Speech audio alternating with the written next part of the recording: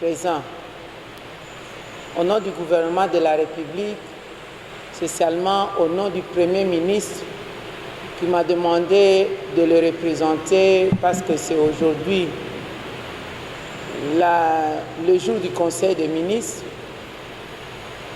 Au nom du Président de la République, je voudrais exprimer tous les encouragements et l'engagement de la République à ne ménager aucun effort pour faire revenir la paix, alors la paix totale dans notre pays.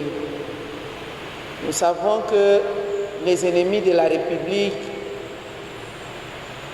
ne veulent pas que nous soyons en paix pour que justement nous ne puissions pas jouir de toutes les richesses que Dieu nous a données dans notre pays et que nous soyons plus préoccupés à nous occuper seulement de la sécurité. Concernant spécialement le cas de la Grande Orientale, qui est une province martyre, une grande partie martyre de notre République, et aussi toute la partie est du pays est meurtrie de plusieurs décennies de conflits armés, de conflits interethniques et de conflits divers. Nous savons que le peuple congolais demeurera uni et fort car nous avons l'accompagnement de Dieu.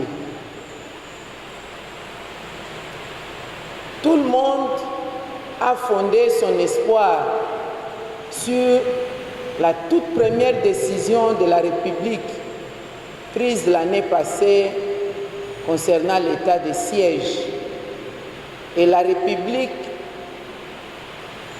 est orientée justement à faire revenir la paix avec cet état de siège parce que nous avions estimé que si les problèmes étaient la gouvernance classique, maintenant nous devons mettre en place une gouvernance spéciale dans cette partie de la République en vue d'extirper l'ennemi. Le message du gouvernement, c'est aussi demander à tous les Congolais une très franche collaboration avec nos vaillants soldats, avec nos services de renseignement et de sécurité. Parce que l'ennemi a changé justement la stratégie des combats. L'ennemi veut revêtir notre peau. L'ennemi veut se confondre aux Congolais. L'ennemi veut se confondre aux filles et aux fils du pays.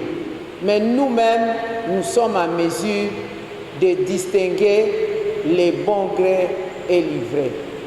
Voilà pourquoi, au nom du gouvernement, en cet instant, tout en nous inclinant devant la mémoire de nos frères et sœurs qui nous ont précédés à cause de la barbarie humaine, tout en nous inclinant devant la souffrance de nos frères et sœurs qui sont en errance dans leur propre pays, et certains se retrouvent d'ailleurs en dehors de notre pays, à cause justement de la barbarie humaine, nous continuons à rassurer le peuple congolais de l'engagement du gouvernement à combattre tous ces maux, d'où qu'ils viendront jusqu'à ce que la paix soit rétablie totalement dans notre pays. Je vous remercie.